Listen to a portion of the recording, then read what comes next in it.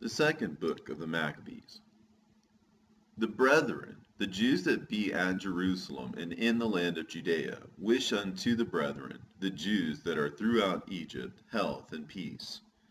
God be gracious unto you, and remember his covenant that he made with Abraham, Isaac, and Jacob, his faithful servants, and give you all an heart to serve him, and to do his will with a good courage and a willing mind, and open your hearts in his law and commandments, and send you peace, and hear your prayers, and be at one with you, and never forsake you in time of trouble. And now we be here praying for you, what time as Demetrius reigned, in 169th year, we, the Jews, wrote unto you in the extremity of trouble that came upon us in those years, from the time that Jason and his company revolted from the Holy Land and kingdom, and burned the porch, and shed innocent blood. Then we prayed unto the Lord, and we heard. We offered also sacrifices and fine flour, and lighted the lamps, and set forth the loaves. And now see that ye keep the feast of the tabernacles in the month Caslu. In the 168th year, the people that were at Jerusalem and in Judea, and the council, and Judas, sent greetings and health unto Aristobulus, King Ptolemaeus' master, who was of the stock and of the anointed priests, and to the Jews that were in Egypt, insomuch as God hath delivered us from great perils. We thank him highly as having been in battle against a king. For he cast them out that fought within the holy city. For when the leader was come into Persia, and the army with him that seemed invincible, they were slain in the temple of Nanea by the deceit of Nanea's priests. For Antiochus, as though he would marry her, came into the place, and his friends that were with him, to receive money in name of a dowry, which when the priests of Nanea had set forth, and he was entered with a small company into the compass of the temple, they shut the temple as soon as Antiochus was come in. And opening a privy door of the roof, they threw stones like thunderbolts, and struck down the captain, hewed them in pieces, smote off their heads, and cast them to those that were without. Blessed be our God in all things, who hath delivered up the ungodly. Therefore, whereas we are now purposed to keep the purification of the temple upon the 25th day of the month Caslu, we thought it necessary to certify you thereof, that ye also might keep it, as the feast of the tabernacles, and of the fire, which was given us when Nehemiah offered sacrifice, after that he had builded the temple and the altar. For when our fathers were led into Persia, the priests that were then devout took the fire of the altar privily, and hid it in a hollow place of a pit without water, where they kept it sure, so that the place was unknown to all men. Now after many years, when it pleased God, Nehemiah, being sent from the king of Persia, did send of the posterity of those priests that had hid the fire. But when they told us they found no fire, but thick water, then he commanded them to draw it up and to bring it. And when the sacrifices were laid on, Nehemiah commanded the priests to sprinkle the wood and the things laid thereupon with the water. When this was done, and the time came that the sun shone, which afore was hid in the cloud, there was a great fire kindled, so that every man marveled. And the priests made a prayer whilst the sacrifice was consuming. I say, both the priests and all the rest, Jonathan beginning, and the rest answering thereunto, as Nehemiah did. And the prayer was after this manner: O Lord, Lord God, Creator of all things, who art fearful and strong, and righteous and merciful, and the only and gracious King, the only giver of all things, the only just, almighty, and everlasting, thou that deliverest Israel from all trouble, and didst choose the fathers and sanctify them. Receive the sacrifice for thy whole people Israel, and preserve thine own portion, and sanctify it. Gather those together that are scattered from us. Deliver them that serve among the heathen. Look upon them that are despised and abhorred, and let the heathen know that thou art our God. Punish them that oppress us, and with pride do us wrong. Plant thy people again in thy holy place, as Moses hath spoken. And the priests sung psalms of thanksgiving. Now when the sacrifice was consumed, Nehemiah commanded the water that was left to be poured on the great stones. When this was done, there was kindled a flame, but it was consumed by the light that shined from the altar. So when this matter was known, it was told the king of Persia that in the place where the priests that were led away had hid the fire, there appeared water, and that Nehemiah had purified the sacrifices therewith. Then the king, enclosing the place, made it holy, after he had tried the matter. And the king took many gifts, and bestowed thereof on those whom he would gratify. And Nehemiah called this thing Nephthar, which is as much as to say, a cleansing, but many men call it Nephi. It is also found in the records that Jeremy the prophet commanded them that were carried away to take of the fire, as it hath been signified, and how that the prophet, having given them the law, charged them not to forget the commandments of the Lord, and that they should not err in their minds, when they see images of silver and gold, with their ornaments. And with other such speeches exhorted he them, that the law should not depart from their hearts. It was also contained in the same writing that the prophet, being warned of God, commanded the tabernacle and the ark to go with him, as he went forth into the mountain, where Moses climbed up and saw the heritage of God. And when Jeremy came thither, he found an hollow cave, wherein he laid the tabernacle, and the ark, and the altar of incense, and so stopped the door. And some of those that followed him came to mark the way, but they could not find it. Which when Jeremy perceived, he blamed them, saying, As for that place, it shall be unknown until the time that God gather his people again together, and receive them unto mercy. Then shall the Lord show them these things, and the glory of the Lord shall appear, and the cloud also, as it was showed under Moses, and as when Solomon desired that the place might be honorably sanctified. It was also declared that he, being wise, offered the sacrifice of dedication, and of the finishing of the temple. And as when Moses prayed unto the Lord, the fire came down from heaven, and consumed the sacrifices, even so prayed Solomon also, and the fire came down from heaven, and consumed the burnt offerings. And Moses said, Because the sin offering was not to be eaten, it was consumed. So Solomon kept those 8 days. The same things also were reported in the writings and commentaries of Nehemiah, and how he, founding a library, gathered together the acts of the kings and the prophets, and of David, and the epistles of the kings concerning the holy gifts. In like manner also Judas gathered together all those things that were lost by reason of the war we had, and they remain with us. Wherefore, if ye have need thereof, send some to fetch them unto you.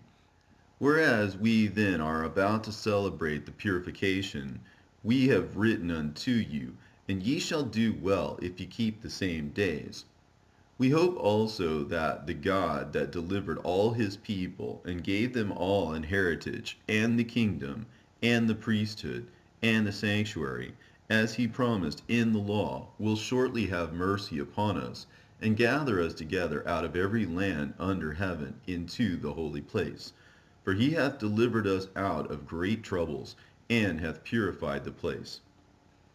Now as concerning Judas Maccabeus and his brethren, and the purification of the great temple, and the dedication of the altar, and the wars against Antiochus Epiphanes and Eupator his son, and the manifest signs that came from heaven unto those that behaved themselves manfully to their honor for Judaism, so that, being but a few, they overcame the whole country, and chased barbarous multitudes, and recovered again the temple, renowned all the world over, and freed the city, and upheld the laws which were going down, the Lord being gracious unto them with all favor. All these things, I say, being declared by Jason of Cyrene in 5 books, we will essay to abridge in 1 volume. For considering the infinite number and the difficulty which they find that desire to look into the narrations of the story, for the variety of the matter, we have been careful that they that will read may have delight, and they that are desirous to commit to memory might have ease, and that all into whose hands it comes might have profit. Therefore to us that have taken upon us this painful labor of abridging, it was not easy, but a matter of sweat and watching, even as it is no ease to him that prepareth a banquet and seeketh the benefit of others.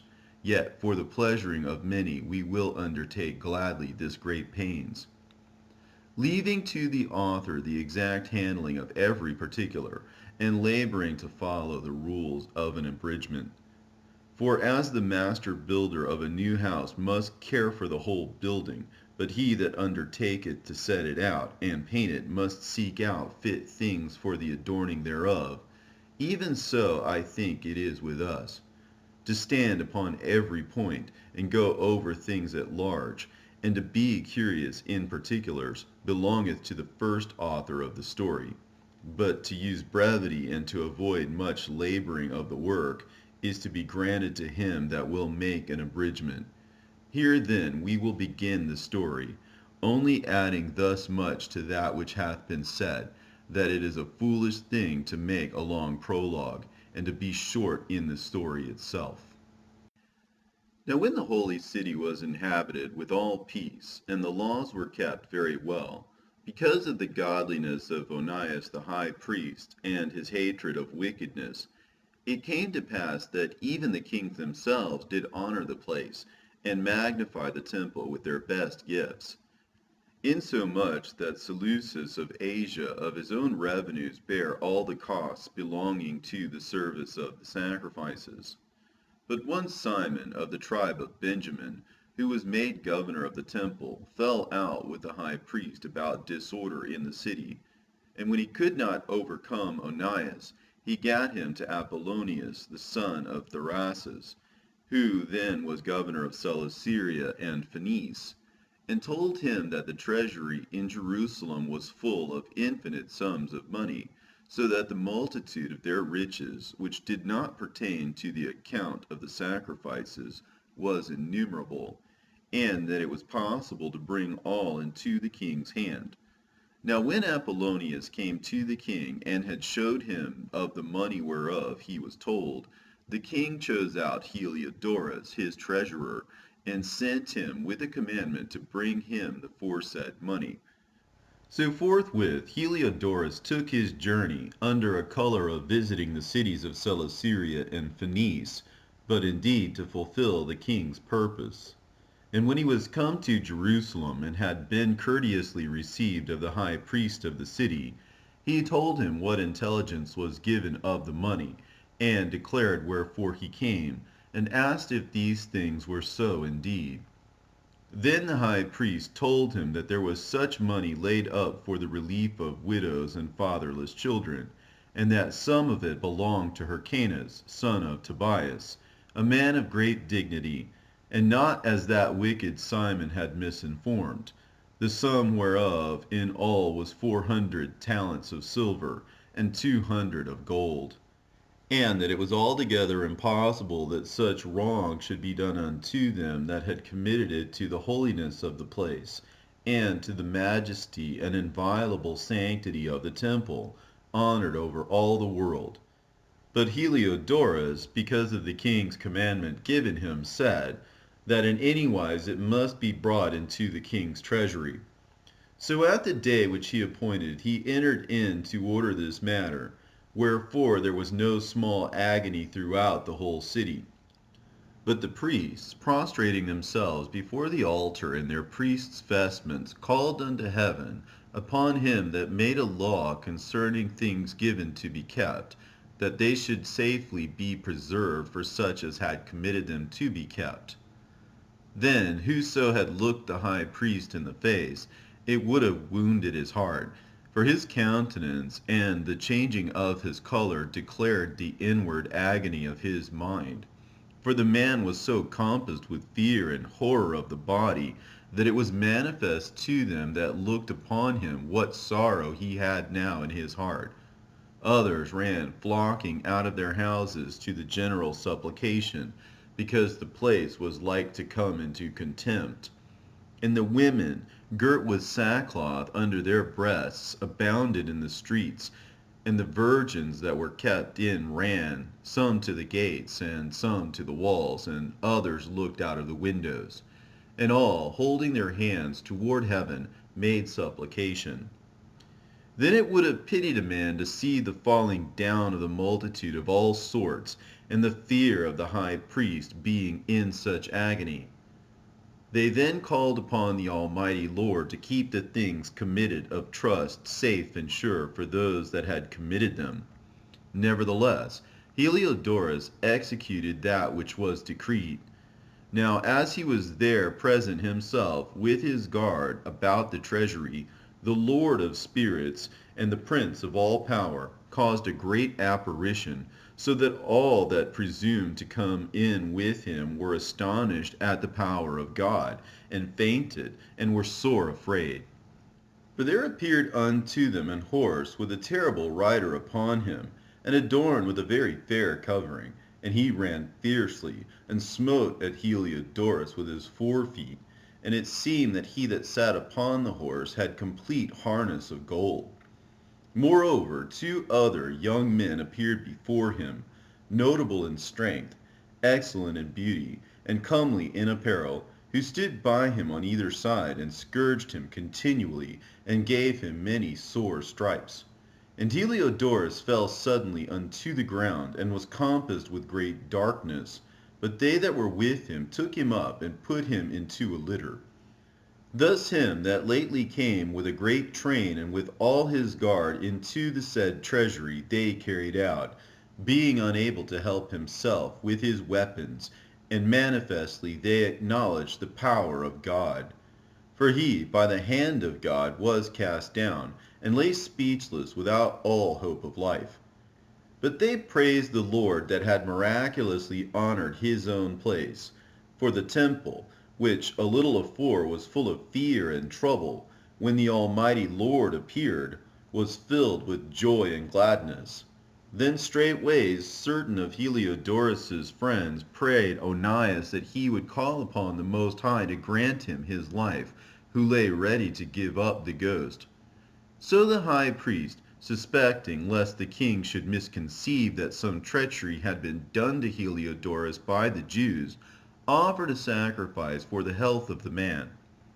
Now as the high priest was making an atonement, the same young men in the same clothing appeared and stood beside Heliodorus, saying, Give Onias the high priest great thanks, insomuch as for his sake the Lord hath granted thee life. And seeing that thou hast been scourged from heaven, declare unto all men the mighty power of God. And when they had spoken these words, they appeared no more. So Heliodorus, after he had offered sacrifice unto the Lord, and made great vows unto him that had saved his life, and saluted Onias, returned with his host to the king. Then testified he to all men the works of the great God which he had seen with his eyes. And when the king Heliodorus, who might be a fit man to be sent yet once again to Jerusalem, he said, If thou hast any enemy or traitor, send him thither, and thou shalt receive him well scourged, if he escape with his life, for in that place no doubt there is an especial power of God. For he that dwelleth in heaven hath his eye on that place, and defendeth it, and he beateth and destroyeth them that come to hurt it. And the things concerning Heliodorus and the keeping of the treasury fell out on this sort. This Simon now, of whom we spake afore, having been a betrayer of the money and of his country, slandered Onias as if he had terrified Heliodorus, and been the worker of these evils. Thus was he bold to call him a traitor that had deserved well of the city, and tendered his own nation, and was so zealous of the laws. But when their hatred went so far that by one of Simon's factions murders were committed, Onias, seeing the danger of this contention, and that Apollonius, as being the governor of Celesyria and Phoenice, did rage, and increase Simon's malice, he went to the king, not to be an accuser of his countrymen, but seeking the good of all, both public and private. For he saw that it was impossible that the state should continue quiet, and Simon leave his folly, unless the king did look thereunto.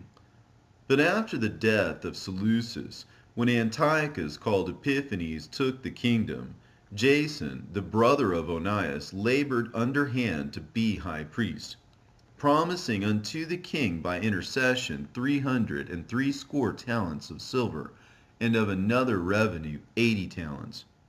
Beside this, he promised to assign 150 more, if he might have license to set him up a place for exercise, and for the training up of youth in the fashions of the heathen, and to write them of Jerusalem by the name of Antiochians.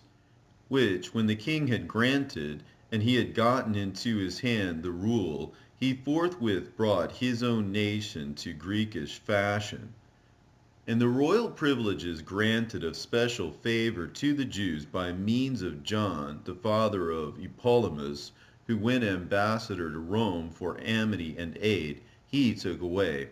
And putting down the governments which were according to the law, he brought up new customs against the law. For he built gladly a place of exercise under the tower itself, and brought the chief young men under his subjection, and made them wear a hat. Now such was the height of Greek fashions, and increase of heathenish manners, through the exceeding profaneness of Jason, that ungodly wretch, and no high priest, that the priests had no courage to serve any more at the altar, but despising the temple, and neglecting the sacrifices, hastened to be partakers of the unlawful allowance in the place of exercise, after the game of discus called them forth, not setting by the honors of their fathers, but liking the glory of the Grecians best of all. By reason whereof sore calamity came upon them, for they had them to be their enemies and avengers, whose custom they followed so earnestly, and unto whom they desired to be like in all things. For it is not a light thing to do wickedly against the laws of God, but the time following shall declare these things. Now when the game that was used every 5th year was kept at Tyrus, the king being present, this ungracious Jason sent special messengers from Jerusalem, who were Antiochians, to carry 300 drachmas of silver to the sacrifice of Hercules, which even the bearers thereof thought fit not to bestow upon the sacrifice, because it was not convenient, but to be reserved for other charges. This money then, in regard of the sender, was appointed to Hercules' sacrifice, but because of the bearers thereof, it was employed to the making of galleys. Now when Apollonius, the son of Menestheus, was sent into Egypt for the coronation of King Ptolemaeus Philometor, Antiochus, understanding him not to be well affected to his affairs, provided for his own safety, whereupon he came to Joppa, and from thence to Jerusalem, where he was honorably received of Jason and of the city, and was brought in with torch alight, and with great shoutings, and so afterward went with his host unto Phoenice.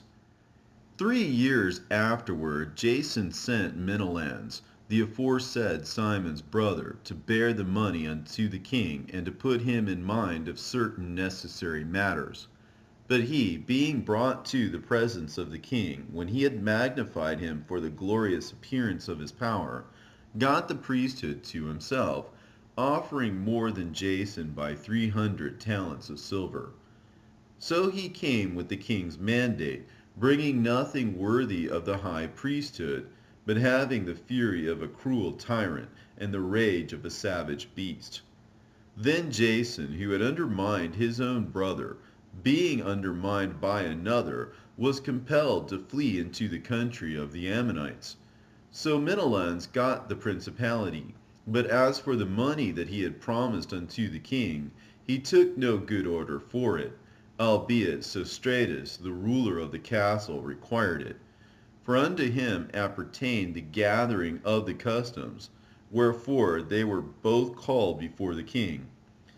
Now Menelans left his brother Lysimachus in his stead in the priesthood, and Sostratus left Crates, who was governor of the Cyprians.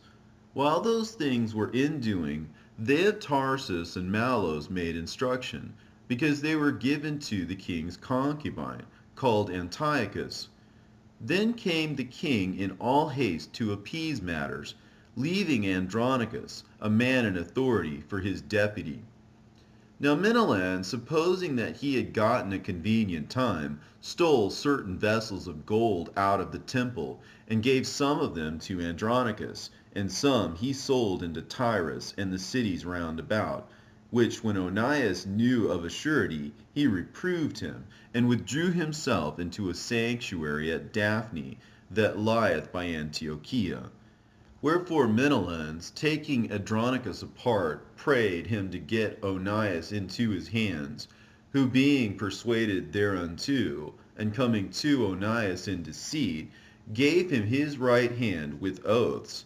And though he were suspected by him, yet persuaded he him to come forth of the sanctuary, whom forthwith he shut up without regard of justice. For the which cause not only the Jews, but many also of other nations took great indignation, and were much grieved for the unjust murder of the man. And when the king was come again from the places about Cilicia, the Jews that were in the city, and certain of the Greeks that abhorred the fact also, complained because Onias was slain without cause. Therefore Antiochus was heartily sorry, and moved to pity, and wept, because of the sober and modest behavior of him that was dead. And being kindled with anger, forthwith he took away Andronicus his purple, and rent off his clothes, and leading him through the whole city unto that very place where he had committed impiety against Onias, there slew he the cursed murderer. Thus the Lord rewarded him his punishment, as he had deserved. Now when many sacrileges had been committed in the city by Lysimachus, with the consent of Menelans, and the fruit thereof was spread abroad, the multitude gathered themselves together against Lysimachus, many vessels of gold being already carried away. Whereupon the common people rising, and being filled with rage, Lysimachus armed about 3,000 men, and began first to offer violence. One Auranus being the leader, a man far gone in years, and no less in folly. They then, seeing the attempt of Lysimachus, some of them caught stones, some clubs, others taking handfuls of dust that was next at hand, cast them all together upon Lysimachus and those that sat upon them. Thus many of them they wounded, and some they struck to the ground, and all of them they forced to flee. But as for the church robber himself, him they killed beside the treasury. Of these matters, therefore, there was an accusation laid against Menelans. Now when the king came to Tyrus, 3 men that were sent from the Senate pleaded the cause before him. But Menelans, being now convicted, promised Ptolemy the son of Doramenes to give him much money, if he would pacify the king toward him. Whereupon Ptolemy, taking the king aside into a certain gallery, as it were to take the air, brought him to be of another mind, insomuch that he discharged Menelans from the accusations, who notwithstanding was cause of all the mischief. And those poor men who, if they had told their cause, yea, before the Scythians, should have been judged innocent, them he condemned to death. Thus they that followed the matter for the city, and for the people, and for the holy vessels, did soon suffer unjust punishment. Wherefore even they of Tyrus, moved with hatred of that wicked deed, caused them to be honorably buried. And so through the covetousness of them that were of power, Menelaus remained still in authority, increasing in malice, and being a great traitor to the citizens. About the same time Antiochus prepared his second voyage into Egypt. And then it happened that through all the city, for the space of almost 40 days, there were seen horsemen running in the air, in cloth of gold, and armed with lances, like a band of soldiers, and troops of horsemen in array, encountering and running one against another, with shaking of shields, and multitude of pikes, and drawing of swords, and casting of darts, and glittering of golden ornaments, and harness of all sorts. Wherefore every man prayed that the apparition might turn to good. Now when there was gone forth a false rumor, as though Antiochus had been dead, Jason took at the least 1,000 men, and suddenly made an assault upon the city. And they that were upon the walls being put back, and the city at length taken, Menelaus fled into the castle. But Jason slew his own citizens without mercy, not considering that to get the day of them of his own nation would be a most unhappy day for him, but thinking they had been his enemies and not his countrymen whom he conquered. Howbeit for all this he obtained not the principality, but at the last received shame for the reward of his treason, and fled again into the country of the Ammonites. In the end, therefore, he had an unhappy return, being accused before Aretas, the king of the Arabians, fleeing from city to city, pursued of all men, hated as a forsaker of the laws, and being had in abomination as an open enemy of his country and countrymen, he was cast out into Egypt.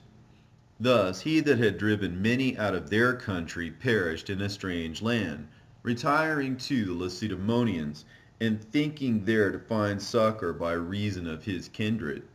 And he that had cast out many unburied had none to mourn for him, nor any solemn funerals at all, nor sepulchre with his fathers.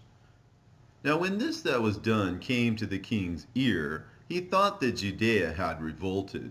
Whereupon, removing out of Egypt in a furious mind, he took the city by force of arms, and commanded his men of war not to spare such as they met, and to slay such as went up upon the houses. Thus there was killing of young and old, making away of men, women, and children, slaying of virgins and infants. And there were destroyed within the space of 3 whole days 80,000, whereof 40,000 were slain in the conflict, and no fewer sold than slain. Yet was he not content with this, but presumed to go into the most holy temple of all the world. Menelaus, that traitor to the laws, and his own country being his guide, and taking the holy vessels with polluted hands, and with profane hands pulling down the things that were dedicated by other kings to the augmentation and glory and honor of the place, he gave them away. And so haughty was Antiochus in mind, that he considered not that the Lord was angry for a while for the sins of them that dwelt in the city, and therefore his eye was not upon the place. For had they not been formerly wrapped in many sins, this man, as soon as he had come, had forthwith been scourged, and put back from his presumption, as Heliodorus was, whom Seleucus the king sent to view the treasury. Nevertheless, God did not choose the people for the place's sake, but the place for the people's sake. And therefore the place itself, that was partaker with them of the adversity that happened to the nation, did afterward communicate in the benefit sent from the Lord. And as it was forsaken in the wrath of the Almighty, so again the great Lord being reconciled, it was set up with all glory.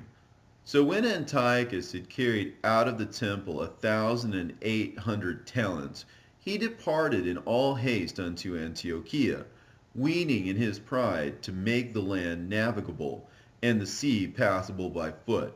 Such was the haughtiness of his mind. And he left governors to vex the nation, at Jerusalem Philip, for his country a Phrygian, and for manners more barbarous than he that set him there. And at Gerizim Andronicus, and besides Menelans, who worse than all the rest bare an heavy hand over the citizens, having a malicious mind against his countrymen the Jews. He sent also that detestable ringleader Apollonius, with an army of 22,000, commanding him to slay all those that were in their best age, and to sell the women and the younger sort, who, coming to Jerusalem and pretending peace, did forbear till the holy day of the Sabbath, when taking the Jews keeping the holy day, he commanded his men to arm themselves. And so he slew all them that were gone to the celebrating of the Sabbath, and running through the city with weapons slew great multitudes. But Judas Maccabeus, with 9 others, or thereabout, withdrew himself into the wilderness, and lived in the mountains after the manner of beasts, with his company, who fed on herbs continually, lest they should be partakers of the pollution. Not long after this, the king sent an old man of Athens to compel the Jews to depart from the laws of their fathers, and not to live after the laws of God, and to pollute also the temple in Jerusalem, and to call it the temple of Jupiter Olympius, and that in Gerizim of Jupiter, the defender of strangers, as they did desire that dwelt in the place. The coming in of this mischief was sore and grievous to the people, for the temple was filled with riot and reveling by the Gentiles, who dallied with harlots, and had to do with women within the circuit of the holy places, and besides that brought in things that were not lawful. The altar also was filled with profane things, which the law forbiddeth. Neither was it lawful for a man to keep Sabbath days or ancient fasts, or to profess himself at all to be a Jew. And in the day of the king's birth, every month they were brought by bitter constraint to eat of the sacrifices. And when the feast of Bacchus was kept, the Jews were compelled to go in procession to Bacchus, carrying ivy. Moreover, there went out a decree to the neighbor cities of the heathen, by the suggestion of Ptolemy against the Jews, that they should observe the same fashions, and be partakers of their sacrifices. And whoso would not conform themselves to the manner of the Gentiles should be put to death. Then might a man have seen the present misery. For there were 2 women brought, who had circumcised their children, whom when they had openly led round about the city, their babes hanging at their breasts, they cast them down headlong from the wall. And others that had run together into caves near by, to keep the Sabbath day secretly, being discovered by Philip, were all burnt together, because they made a conscience to help themselves for the honor of the most sacred day. Now I beseech those that read this book, that they be not discouraged for these calamities, but that they judge those punishments not to be for destruction, but for a chastening of our nation. For it is a token of his great goodness when wicked doers are not suffered any long time, but forthwith punished. For not as with other nations, whom the Lord patiently forbeareth to punish till they be come to the fullness of their sins, so dealeth he with us, lest that, being come to the height of sin, afterwards he should take vengeance of us. And therefore he never withdraweth his mercy from us. And though he punish with adversity, yet doth he never forsake his people. But let this that we have spoken be forewarning unto us. And now we will come to the declaring of the matter in a few words. Eleazar, one of the principal scribes, an aged man and of a well-favored countenance, was constrained to open his mouth and to eat swine's flesh. But he, choosing rather to die gloriously than to live stained with such an abomination, spit it forth, and came of his own accord to the torment, as it behoved them to come, that are resolute to stand out against such things as are not lawful for love of life to be tasted. But they that had charge of that wicked feast, for the old acquaintance they had with the man, taking him aside, besought him to bring flesh of his own provision, such as was lawful for him to use, and make as if he did eat of the flesh taken from the sacrifice commanded by the king, that in so doing he might be delivered from death, and for the old friendship with them find favor. But he began to consider discreetly, and as became his age, and the excellency of his ancient years, and the honor of his grey head, whereon was come, and his most honest education from a child, or rather the holy law made and given by God, therefore he answered accordingly, and willed them straightways to send him to the grave. For it becometh not our age, said he, in any wise to dissemble, whereby many young persons might think that Eleazar, being fourscore years old and 10, were now gone to a strange religion. And so they, through mine hypocrisy and desire to live a little time and a moment longer, should be deceived by me, and I get a stain to mine old age, and make it abominable. For though for the present time I should be delivered from the punishment of men, yet should I not escape the hand of the Almighty, neither alive nor dead. Wherefore now, manfully changing this life, I will show myself such as one as mine age requireth, and leave a notable example to such as be young to die willingly and courageously for the honorable and holy laws. And when he had said these words, immediately he went to the torment. They that led him, changing the good will they bare him a little before into hatred, because the foresaid speeches proceeded, as they thought, from a desperate mind.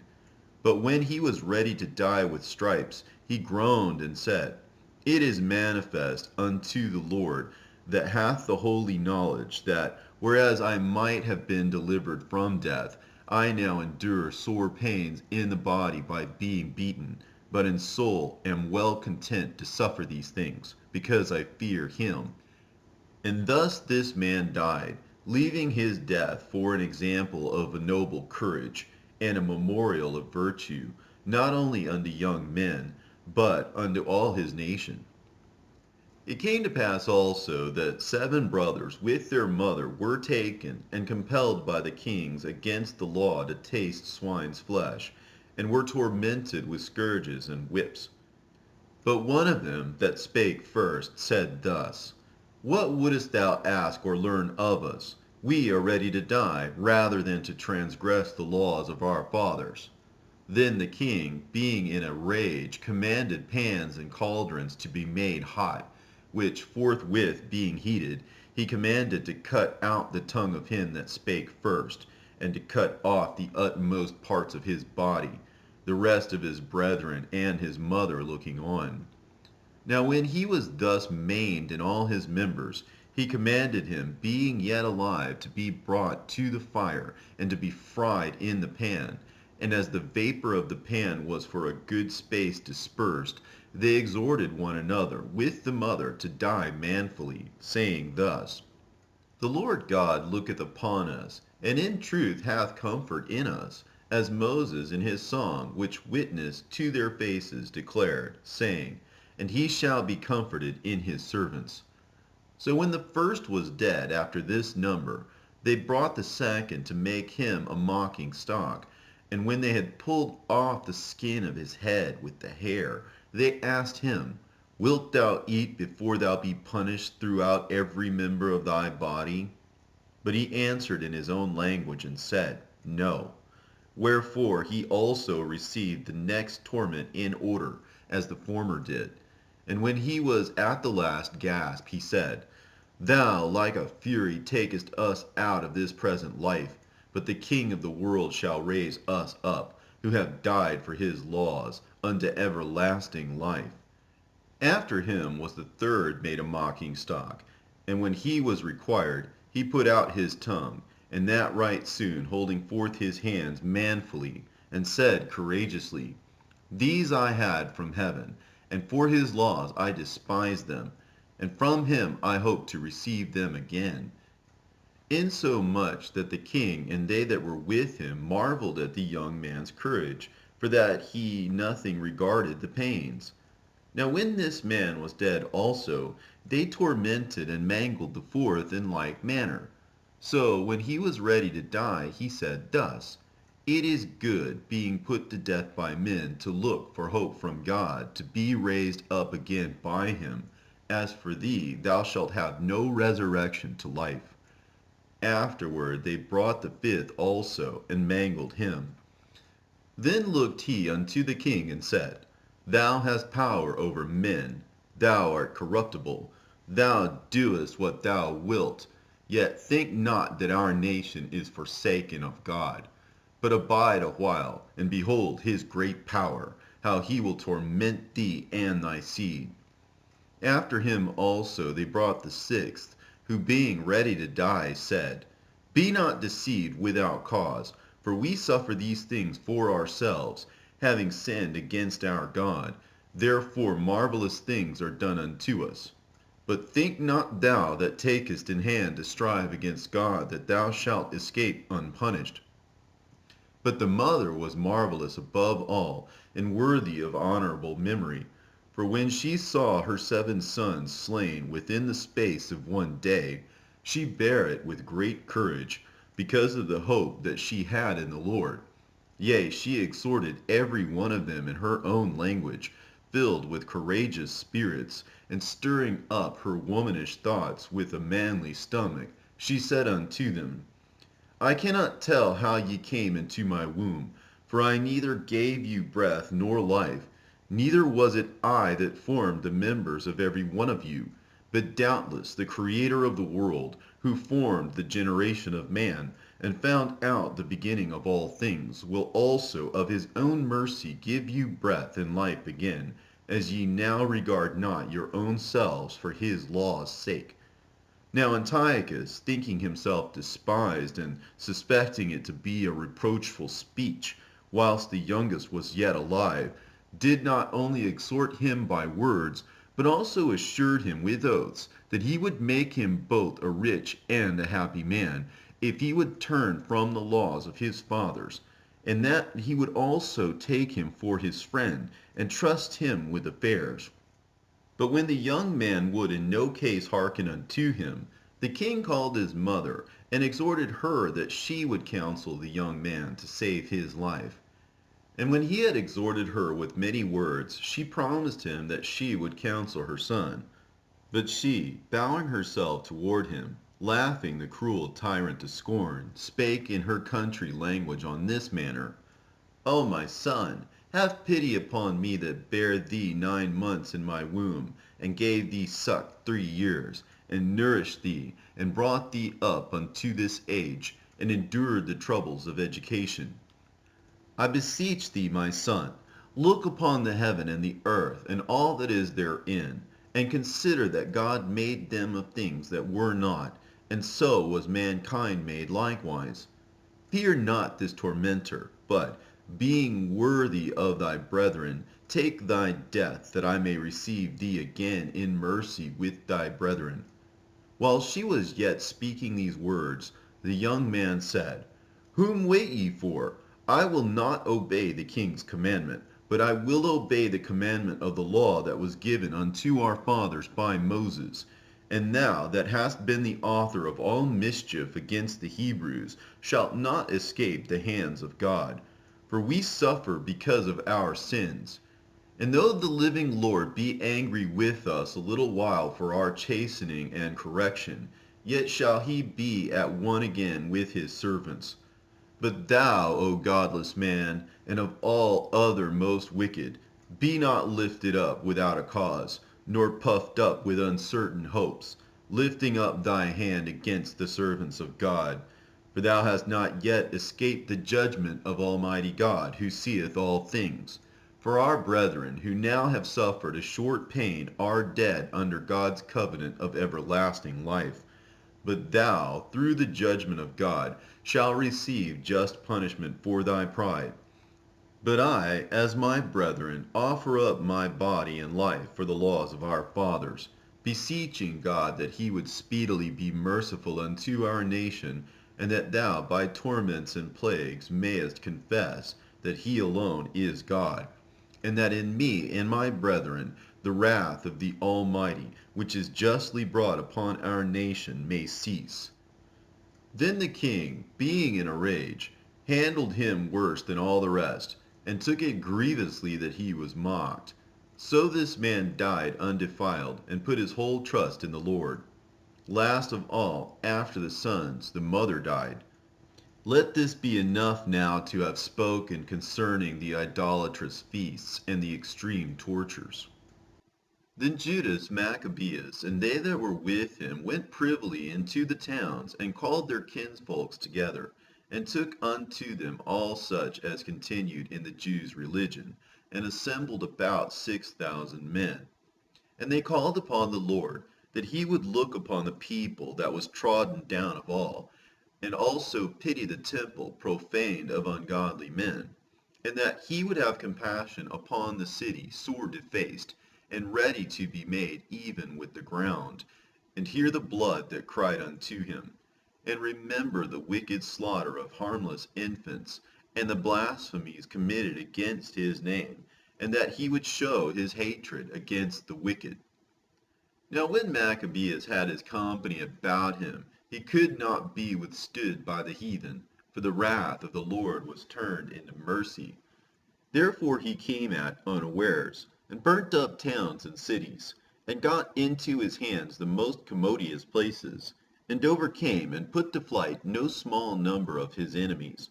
But specially he took advantage of the night for such privy attempts, insomuch that the fruit of his holiness was spread everywhere. So when Philip saw that this man increased by little and little, and that things prospered with him still more and more, he wrote unto Ptolemais, the governor of Celesyria and Phenice, and yield more aid to the king's affairs. Then forthwith choosing Nicanor, the son of Patroclus, one of his special friends, he sent him with no fewer than 20,000 of all nations under him, to root out the whole generation of the Jews. And with him he joined also Gorgias, a captain, who in matters of war had great experience. So Nicanor undertook to make so much money of the captive Jews as should defray the tribute of 2,000 talents, which the king was to pay to the Romans. Wherefore immediately he sent to the cities upon the sea coast, proclaiming a sale of the captive Jews, and promising that they should have 80 bodies for 1 talent, not expecting the vengeance that was to follow upon him from the Almighty God. Now when word was brought unto Judas of Nicanor's coming, and he had imparted unto those that were with him that the army was at hand, they that were fearful and distrusted the justice of God fled and conveyed themselves away. Others sold all that they had left, and withal besought the Lord to deliver them, sold by the wicked Nicanor before they met together. And if not for their own sakes, yet for the covenants he had made with their fathers, and for his holy and glorious name's sake, by which they were called. So Maccabeus called his men together unto the number of 6,000, and exhorted them not to be stricken with terror of the enemy, nor to fear the great multitude of the heathen, who came wrongly against them, but to fight manfully, and to set before their eyes the injury that they had unjustly done to the holy place, and the cruel handling of the city, whereof they made a mockery, and also the taking away of the government of their forefathers. For they, said he, trust in their weapons and boldness, but our confidence is in the Almighty, who at a beck can cast down both them that come against us, and also all the world. Moreover, he recounted unto them what helps their forefathers had found, and how they were delivered, when under Sennacherib 180,500 perished.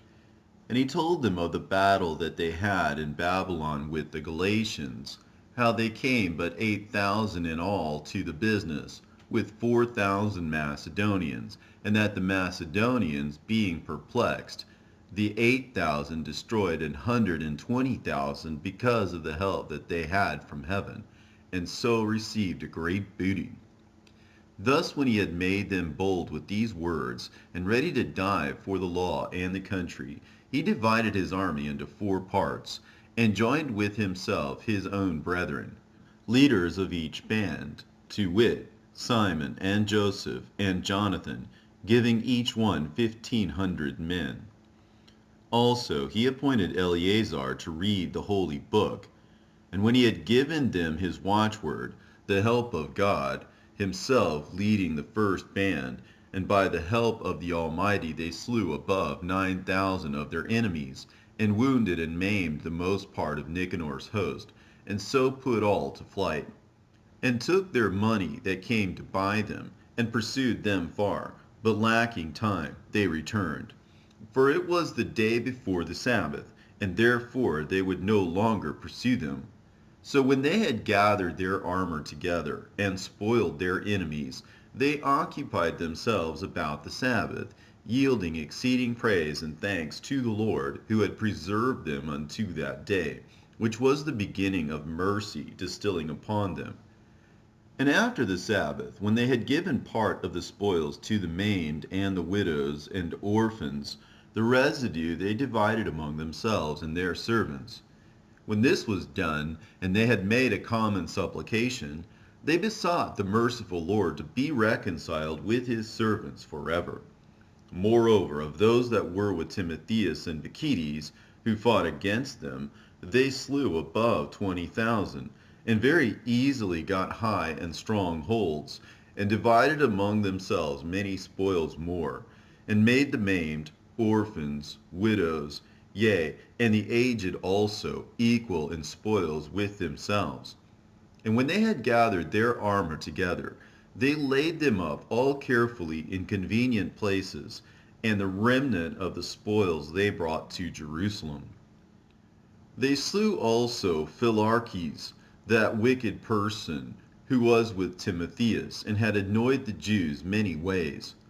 Furthermore, at such time as they kept the feast for the victory in their country, they burnt Callisthenes, that had set fire upon the holy gates, who had fled into a little house, and so he received a reward meet for his wickedness.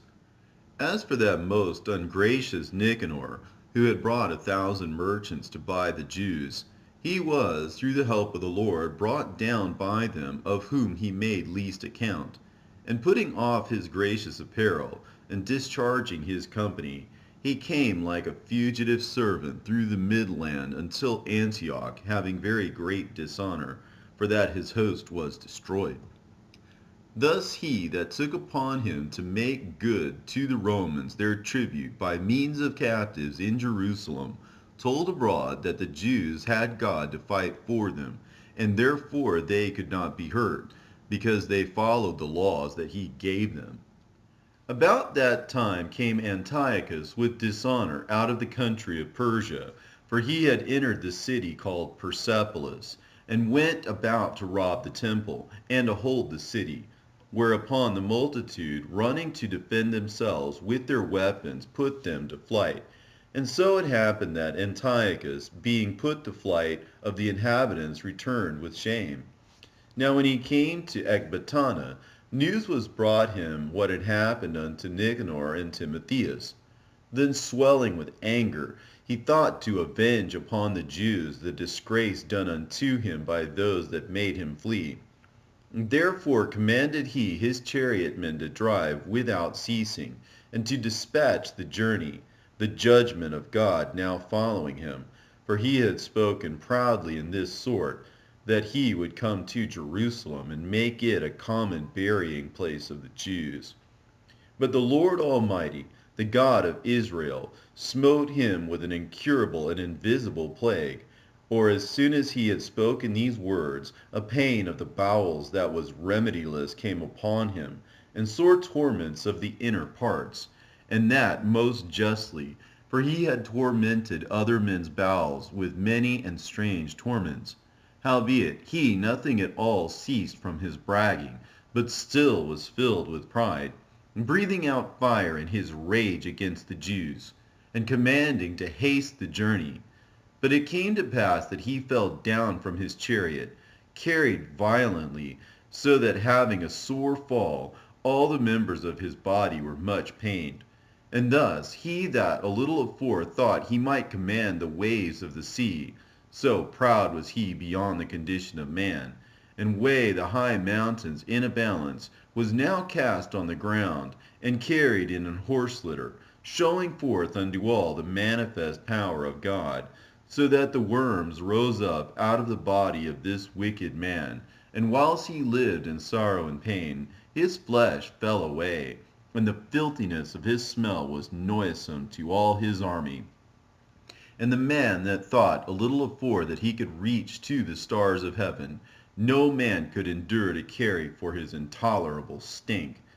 Here therefore, being plagued, he began to leave off his great pride, and to come to the knowledge of himself by the scourge of God, his pain increasing every moment.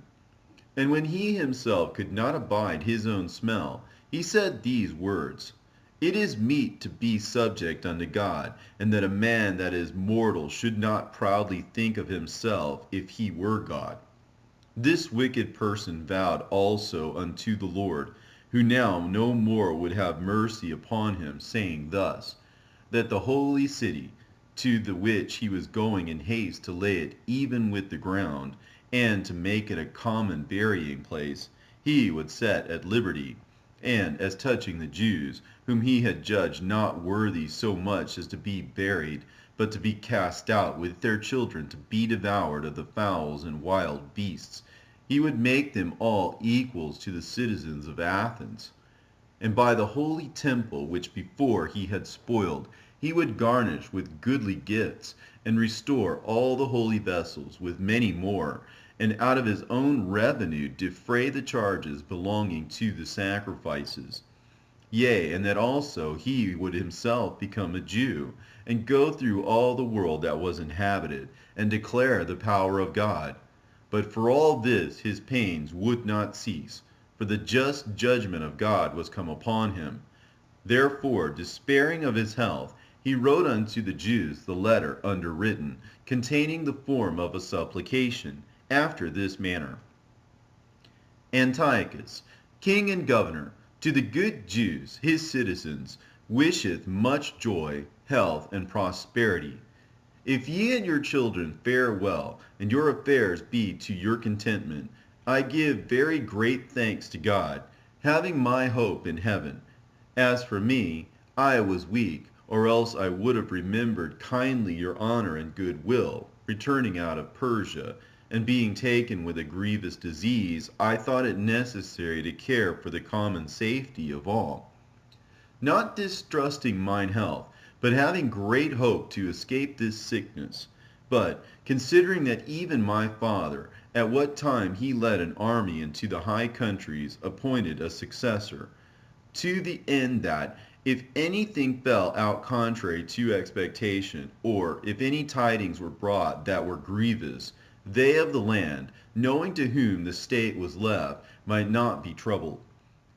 Again, considering how that the princes that are borderers and neighbors unto my kingdom wait for opportunities, and expect what shall be the event, I have appointed my son Antiochus king, whom I often committed and commended unto many of you, when I went up into the high provinces, to whom I have written as followeth. Therefore I pray and request you to remember the benefits that I have done unto you generally, and in special, and that every man will be still faithful to me and my son. For I am persuaded that he, understanding my mind, will favorably and graciously yield to your desires. Thus the murderer and blasphemer, having suffered most grievously, as he entreated other men, so died he a miserable death in a strange country in the mountains. And Philip, that was brought up with him, carried away his body. who also, fearing the son of Antiochus, went into Egypt to Ptolemais Philometor. Now Maccabeus and his company, the Lord guiding them, recovered the temple and the city. But the altars which the heathen had built in the open street, and also the chapels, they pulled down. And having cleansed the temple, they made another altar. And striking stones, they took fire out of them, and offered a sacrifice after 2 years, and set forth incense, and lights, and showbread. When that was done, they fell down flat, and besought the Lord that they might come no more into such troubles, but if they sinned any more against him, that he himself would chasten them with mercy, and that they might not be delivered unto the blasphemous and barbarous nations. Now upon the same day that the strangers profaned the temple, on the very same day it was cleansed again, even the 25th day of the same month, which is Caslu. And they kept the 8 days with gladness, as in the feast of the tabernacles, remembering that not long afore they had held the feast of the tabernacles, when as they wandered in the mountains in dens like beasts.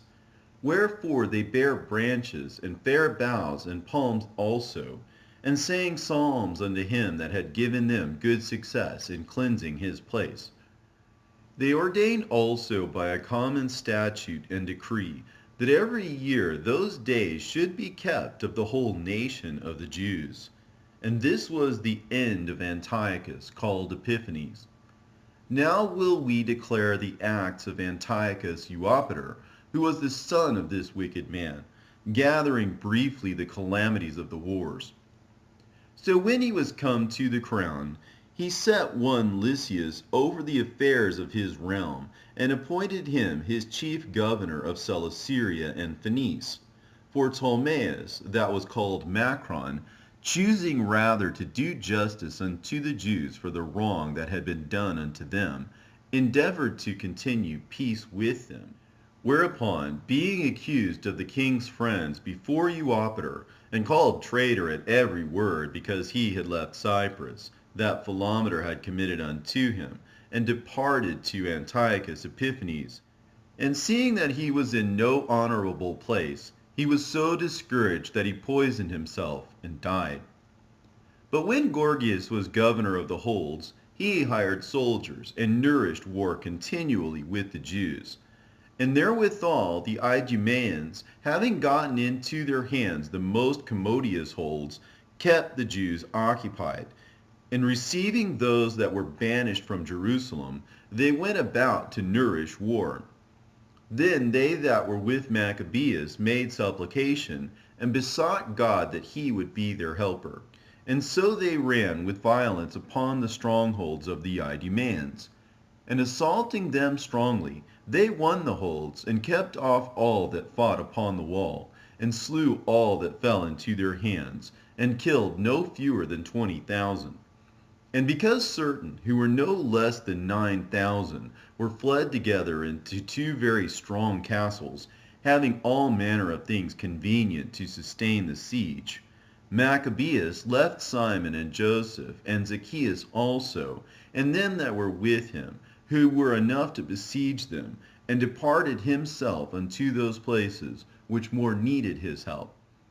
Now they that were left with Simon, being led with covetousness, were persuaded for money through certain of those that were in the castle, and took 70,000 drachmas, and left some of them escape. But when it was told Maccabeus what was done, he called the governors of the people together, and accused those men, that they had sold their brethren for money, and set their enemies free to fight against them. So he slew those that were found traitors, and he immediately took the 2 castles. And having good success with his weapons in all things he took in hand, he slew in the 2 holes more than 20,000. Now Timotheus, whom the Jews had overcome before, when he had gathered a great multitude of foreign forces, and horses out of Asia, not a few, came as though he would take Jewry by force of arms. But when he drew near, they that were with Maccabeus turned themselves to pray unto God. and sprinkled earth upon their heads, and girded their loins with sackcloth, and fell down at the foot of the altar, and besought him to be merciful to them, and to be an enemy to their enemies, and an adversary to their adversaries, as the law declareth. So after the prayer they took their weapons, and went on further from the city. And when they drew near to their enemies, they kept by themselves. Now the sun being newly risen, they joined both together, the one part having together with their virtue their refuge also unto the Lord for a pledge of their success and victory, the other side making their rage leader of their battle. But when the battle waxed strong, there appeared unto the enemies from heaven 5 comely men upon horses, with bridles of gold, and 2 of them led the Jews, and took Maccabees betwixt them, and covered him on every side weapons, and kept him safe, but shot arrows and lightnings against the enemies, so that being confounded with blindness and full of trouble, they were killed. And there were slain of footmen 20,500, and 600 horsemen. As for Timotheus himself, he fled into a very strong hold called Galra, where Chareas was governor. But they that were with Maccabees laid siege against the fortress courageously 4 days. And they that were within, trusting to the strength of the place, blasphemed exceedingly, and uttered wicked words. Nevertheless, upon the 5th day early, 20 young men of Maccabees' company, inflamed with anger because of the blasphemies, assaulted the wall manfully, and with a fierce courage killed all that they met withal. Others likewise ascending after them, whiles they were busied with them that were within, burnt the towers, and kindling fires burnt the blasphemers alive. And others broke open the gates, and having received in the rest of the army, took the city, and killed Timotheus that was hid in a certain pit, and Chareas his brother, with Apolophanes. When this was done, they praised the Lord with psalms and thanksgiving, who had done so great things for Israel, and given them the victory. Not long after this, Lysias, the king's protector and cousin, who also managed the affairs, took sore displeasure for the things that were done. And when he had gathered about 80,000 with all the horsemen, he came against the Jews, thinking to make the city an habitation of the Gentiles, and to make a gain of the temple, as of the other chapels of the heathen, and to set the high priesthood to sale every year. Not at all considering the power of God, but puffed up with his 10,000s of footmen, and his thousands of horsemen, and his 80 elephants. So he came to Judea, and drew near to Bethsura, which was a strong town, but distant from Jerusalem about 5 furlongs, and he laid sore siege unto it. Now when they that were with Maccabees heard that he besieged the holds, they and all the people with lamentation and tears besought the Lord that he would send a good angel to deliver Israel. Then Maccabees himself first of all took weapons, exhorting the others that they should join themselves together with him to help their brethren. So they went forth together with a willing mind. And as they were at Jerusalem, there appeared before them on horseback one in white clothing, shaking his armor of gold. Then they praised the merciful God all together, and took heart, insomuch that they were ready not only to fight with men, but with most cruel beasts, and to pierce through walls of iron. Thus they marched forward in their armor, having an helper from heaven, for the Lord was merciful unto them.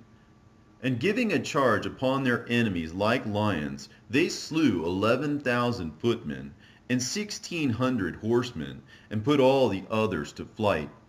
Many of them also, being wounded, escaped naked, and Lysias himself fled away shamefully, and so escaped, who, as he was a man of understanding, casting with himself what loss he had had, and considering that the Hebrews could not be overcome, because the Almighty God helped them, he sent unto them, and persuaded them to agree to all reasonable conditions, and promised that he would persuade the king that he must needs be a friend unto them. Then Maccabees consented to all that Lysias desired, being careful of the common good. And whatsoever Maccabees wrote unto Lysias concerning the Jews, the king granted it. For there were letters written unto the Jews from Lysias to this effect: Lysias, unto the people of the Jews, sendeth greeting. John and Absalom, who were sent from you, delivered me the petition subscribed, and made request for the performance of the contents thereof. Therefore, what things soever were meet to be reported to the king, I have declared them, and he hath granted as much as might be. And if then ye will keep yourselves loyal to the state, hereafter also will I endeavor to be a means of your good.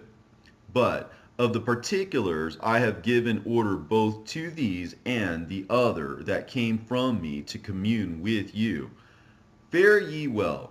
The 148th year, the 24th day of the month Dioscorinthius. Now the king's letter contained these words: King Antiochus unto his brother Lysias sendeth greeting. Since our Father is translated unto the gods, our will is that they that are in our realm live quietly, that every one may attend upon his own affairs.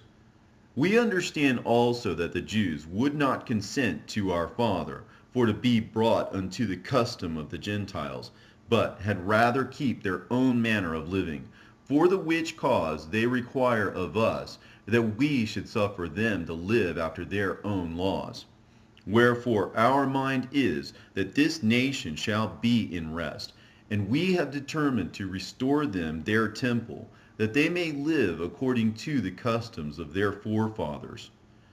Thou shalt do well therefore to send unto them, and grant them peace, that when they are certified of our mind, they may be of good comfort, and ever go cheerfully about their own affairs.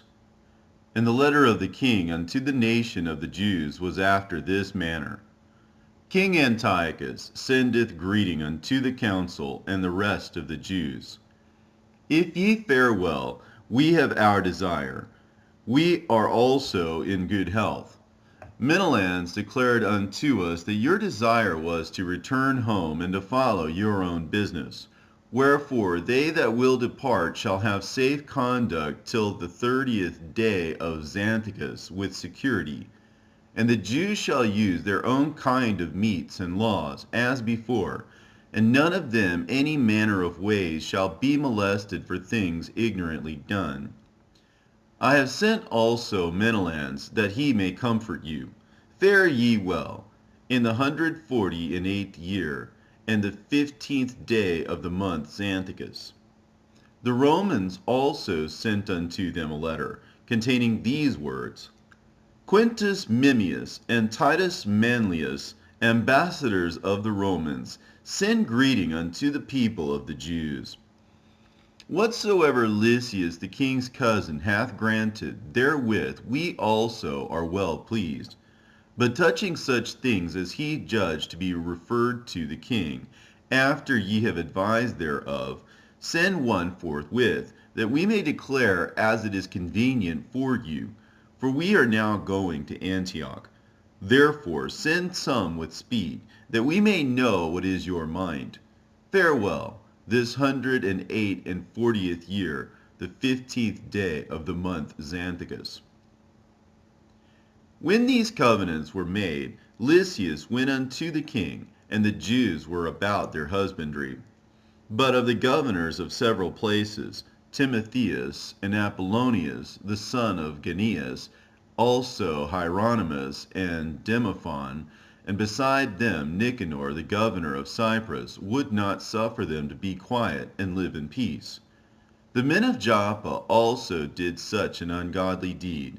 They prayed the Jews that dwelt among them to go with their wives and children into the boats which they had prepared, as though they had meant them no hurt, who accepted of it according to the common decree of the city, as being desirous to live in peace, and suspecting nothing. But when they were gone forth into the deep, they drowned no less than 200 of them. When Judas heard of this cruelty done unto his countrymen, he commanded those that were with him to make them ready. And calling upon God, the righteous judge, he came against those murderers of his brethren, and burnt the haven by night, and set the boats on fire, and those that fled thither he slew. And when the town was shut up, he went backward as if he would return to root out all them of the city of Joppa. But when he heard that the Jamnites were minded to do in like manner unto the Jews that dwelt among them, he came upon the Jamnites also by night, and set fire on the haven and the navy, so that the light of the fire was seen at Jerusalem 240 furlongs off. Now when they were gone from thence 9 furlongs in their journey toward Timotheus, no fewer than 5,000 men on foot, and 500 horsemen of the Arabians set upon him, whereupon there was a very sore battle. But Judas's side, by the help of God, got the victory, so that the Nomades of Arabia, being overcome, besought Judas for peace, promising both to give him cattle and to pleasure him otherwise.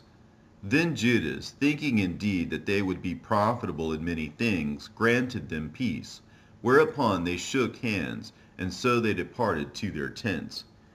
He went also about to make a bridge to a certain strong city, which was fenced about with walls, and inhabited by people of divers countries, and the name of it was Caspus. But they that were within it put such trust in the strength of the walls and provision of victuals, that they behaved themselves rudely toward them that were with Judas, railing and blaspheming, and uttering such words as were not to be spoken. Wherefore Judas, with his company, calling upon the great Lord of the world, who without rams or engines of war did cast down Jericho in the time of Joshua, gave a fierce assault against the walls, and took the city by the will of God, and made unspeakable slaughters, insomuch that a lake 2 furlongs broad near adjoining thereunto, being filled full, was seen running with blood. Then departed they from thence 750 furlongs, and came to Cheraka, unto the Jews that are called to Bienai. But as for Timotheus, they found him not in the places, for before he had dispatched anything, he departed from thence, having left a very strong garrison in a certain hold. Howbeit Dositheus and Sosipater, who were Maccabees' captains, went forth, and slew those that Timotheus had left in the fortress, above 10,000 men.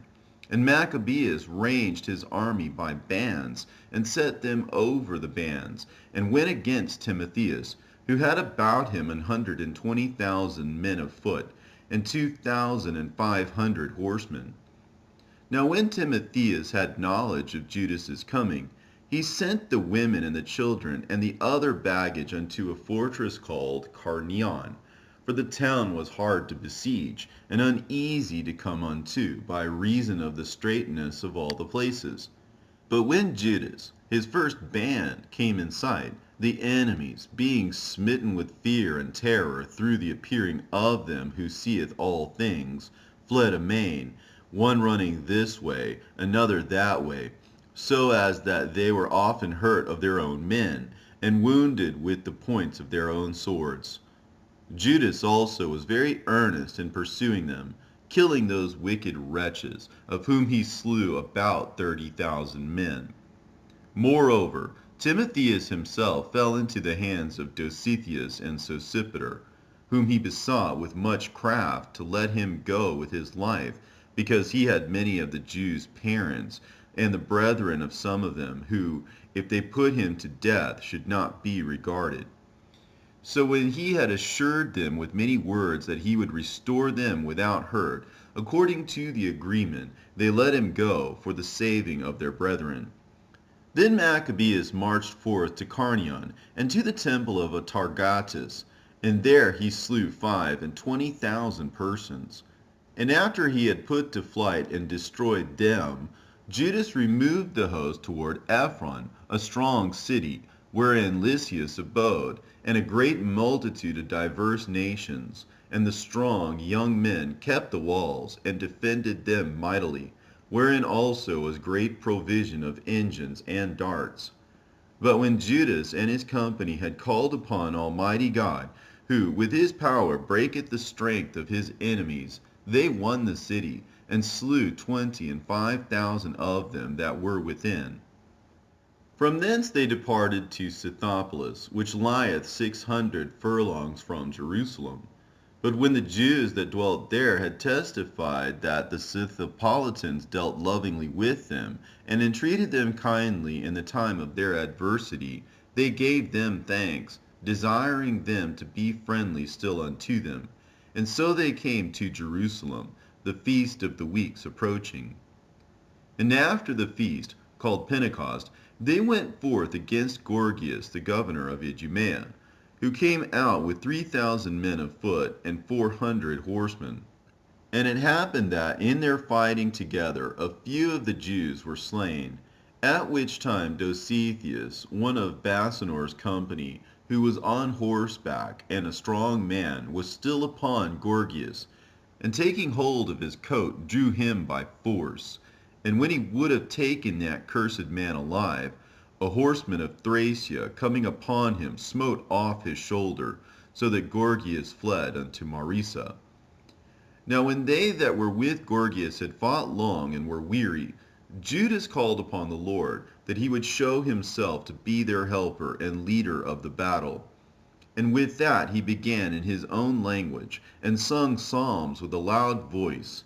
And rushing unawares upon Gorgias's men, he put them to flight. So Judas gathered his host, and came into the city of Adullam. And when the 7th day came, they purified themselves, as the custom was, and kept the Sabbath in the same place. And upon the day following, as the use had been, Judas and his company came to take up the bodies of them that were slain, and to bury them with their kinsmen in their fathers' graves. Now under the coats of every one that was slain, they found things consecrated to the idols of the Jamnites, which is forbidden the Jews by law. Then every man saw that this was the cause wherefore they were slain. All men therefore, praising the Lord, the righteous judge, who had opened the things that were hid, betook themselves unto prayer, and besought him that the sin committed might wholly be put out of remembrance. Besides that noble Judas exhorted the people to keep themselves from sin, for so much as they saw before their eyes the things that came to pass for the sins of those that were slain. And when he had made a gathering throughout the company to the sum of 2,000 drachmas of silver, he sent it to Jerusalem to offer a sin offering, doing therein very well and honestly, in that he was mindful of the resurrection. For if he had not hoped that they that were slain should have risen again, it had been superfluous and vain to pray for the dead. And also in that he perceived that there was great favor laid up for those that had died godly, it was an holy and good thought, whereupon he made a reconciliation for the dead, that they might be delivered from sin.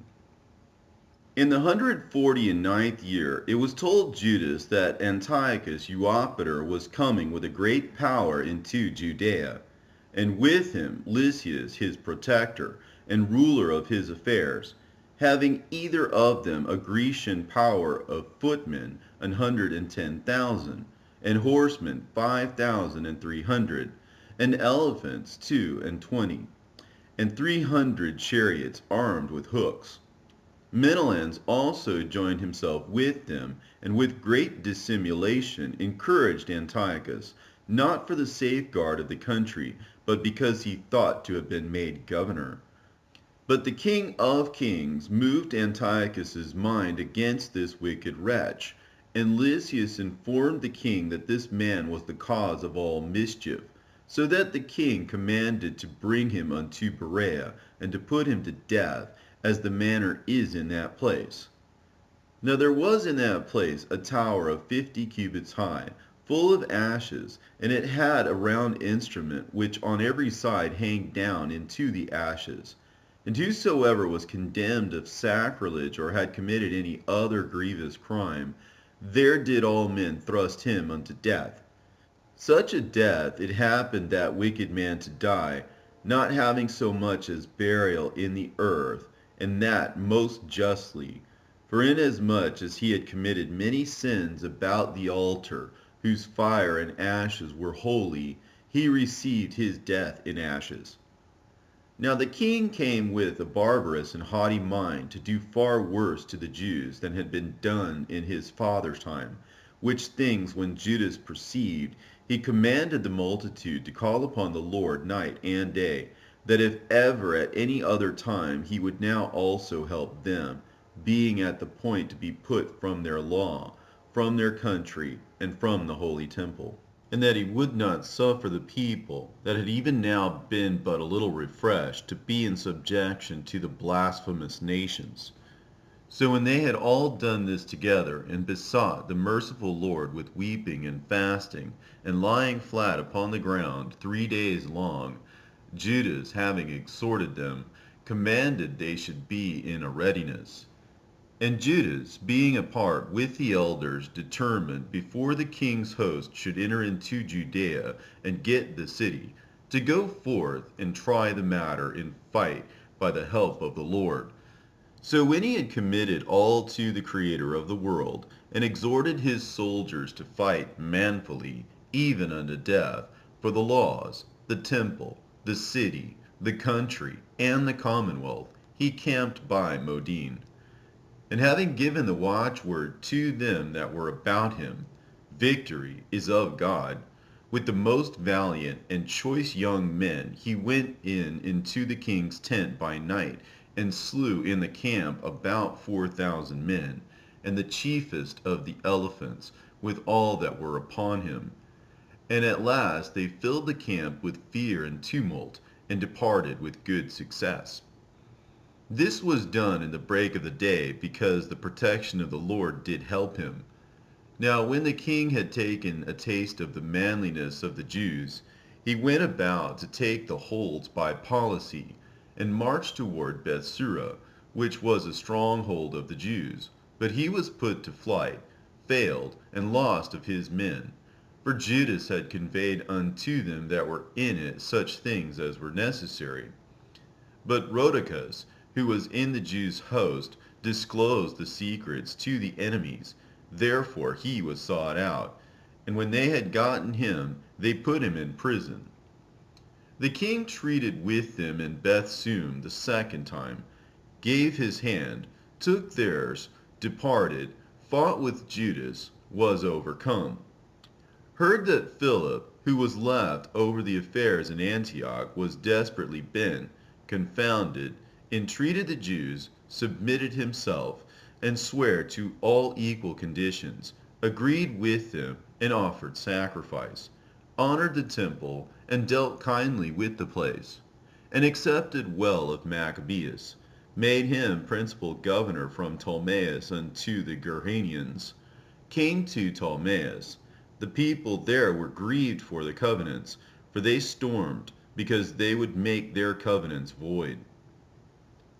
Lysias went up to the judgment seat, said as much as could be in defense of the cause, persuaded, pacified, made them well affected, returned to Antioch.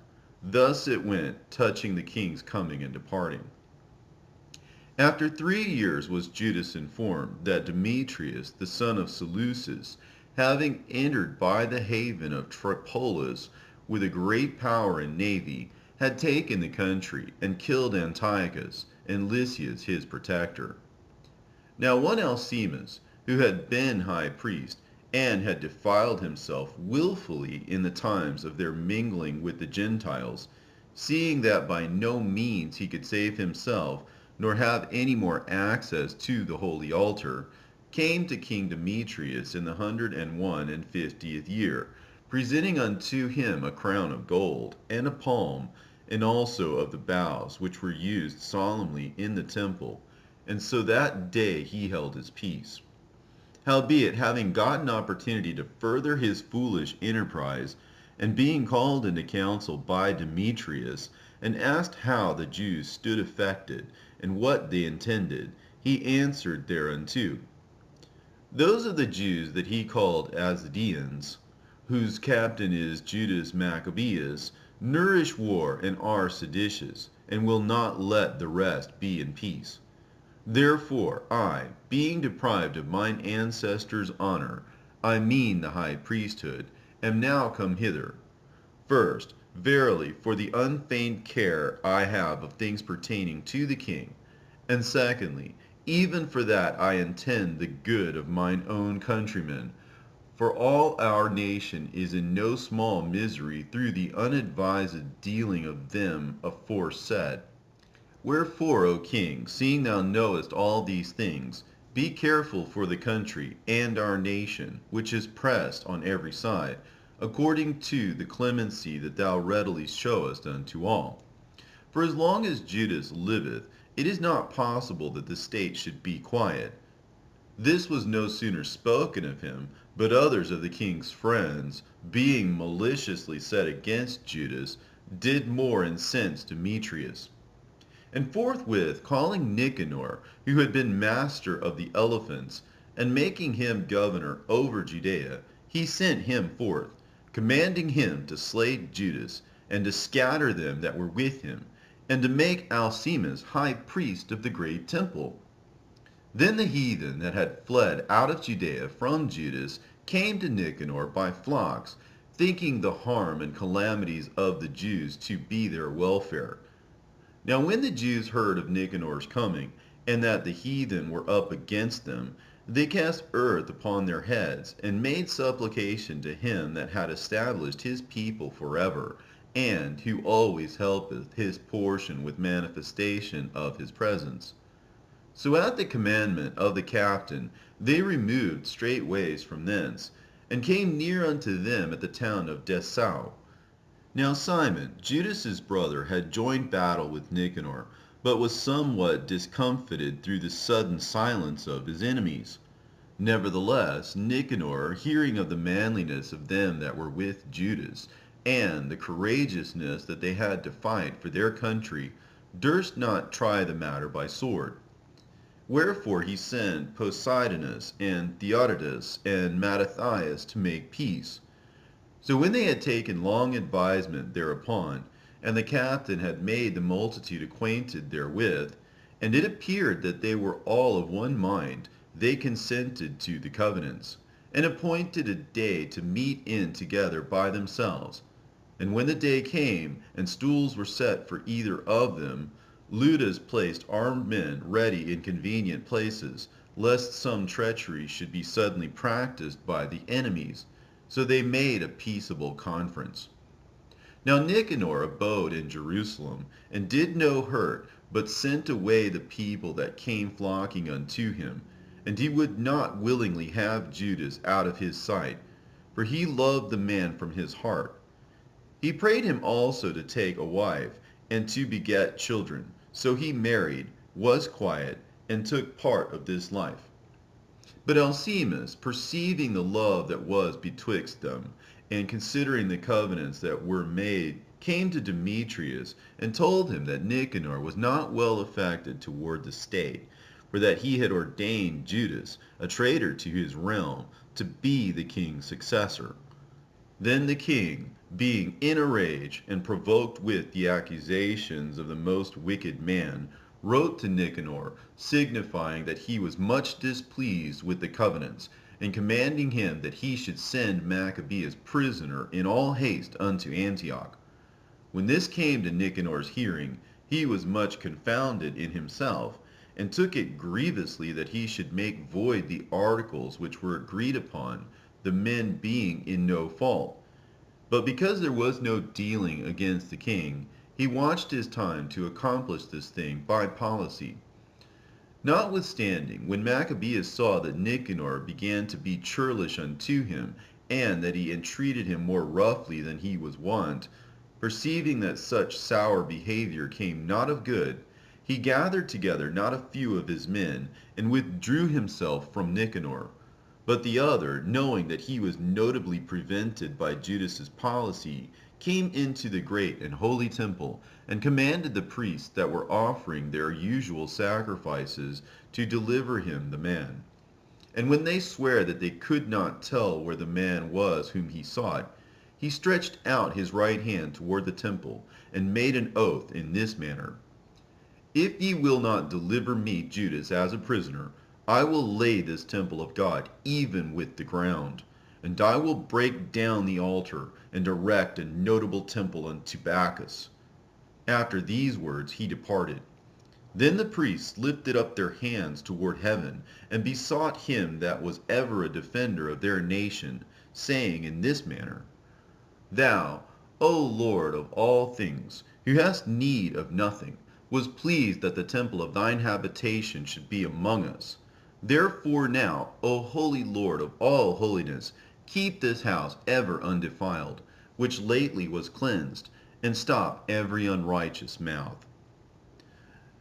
Now was there accused unto Nicanor one Rhazes, one of the elders of Jerusalem, a lover of his countrymen, and a man of very good report, who for his kindness was called a father of the Jews.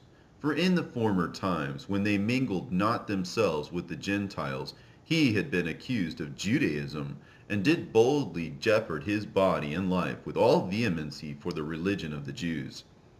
So Nicanor, willing to declare the hate that he bare unto the Jews, sent above 500 men of war to take him, for he thought by taking him to do the Jews much hurt. Now when the multitude would have taken the tower, and violently broken into the outer door, and bade that fire should be brought in to burn it, he, being ready to be taken on every side, fell upon his sword, choosing rather to die manfully than to come into the hands of the wicked, to be abused otherwise than beseemed his noble birth. But missing his stroke through haste, the multitude also rushing within the doors, he ran boldly up to the wall, and cast himself down manfully among the thickest of them.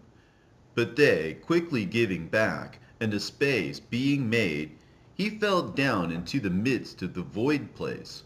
Nevertheless, while there was yet breath within him, being inflamed with anger, he rose up, and though his blood gushed out like spouts of water, and his wounds were grievous, yet he ran through the midst of the throng, and standing upon a steep rock, when his blood was now quite gone, he plucked out his bowels, and taking them in both his hands, he cast them upon the throng, calling upon the Lord of life and spirit to restore him those again. He thus died. But Nicanor, hearing that Judas and his company were in the strong places about Samaria, resolved without any danger to set upon them on the Sabbath day. Nevertheless, the Jews that were compelled to go with him said, O destroy not so cruelly and barbarously, but give honor to that day which he that seeth all things hath honored with holiness above all other days. Then the most ungracious wretch demanded if there were a mighty one in heaven that had commanded the Sabbath day to be kept. And when they said, There is in heaven a living Lord and mighty, who commanded the seventh day to be kept. Then said the other, And I also am mighty upon earth, and I command to take arms and to do the king's business. Yet he obtained not to have his wicked will done. So Nicanor, in exceeding pride and haughtiness, determined to set up a public monument of his victory over Judas and them that were with him. But Maccabees had ever sure confidence that the Lord would help him.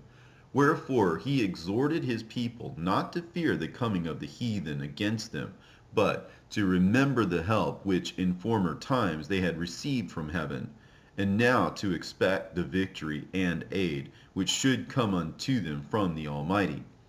And so comforting them out of the law and the prophets, and withal putting them in mind of the battles that they won afore, he made them more cheerful.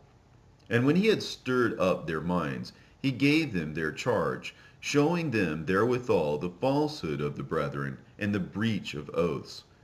Thus he armed every one of them, not so much with defensive shields and spears, as with comfortable and good words. And beside that, he told them a dream worthy to be believed, as if it had been so indeed, which did not a little rejoice them.